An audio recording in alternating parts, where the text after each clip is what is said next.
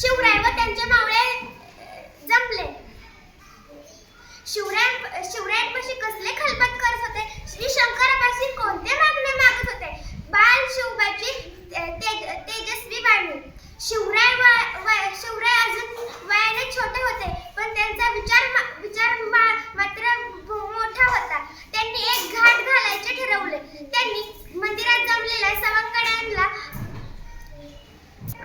सवंगड्यांना ते कळकळीने म्हणाले, गड्यांनो, मी आज तुम्हाला माझ्या मनातील एक गोष्ट सांगू.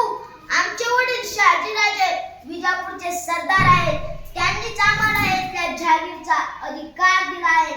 सर्व कसे छान चालले आहे. पण गड्यांनो, मला यात मुळीच आनंद वाटत नाही. सुलतानांच्या वतनदारीवर आपण संतुष्ट राहावे का? दुसऱ्याच्या ओझीने आपण पाणी प्यावे का? आपल्या चारही बाजूंना अनेक परकीय राजवटी आहेत. त्यांमध्ये सारखी युद्धे चालू असतात.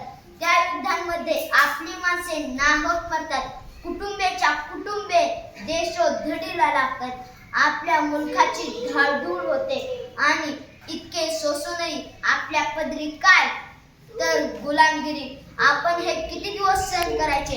दुसऱ्यासाठी आपण किती काळ खपायचे? तुम्ही सांगा.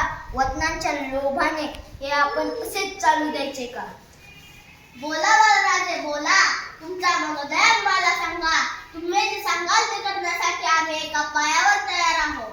राजे, तुम्ही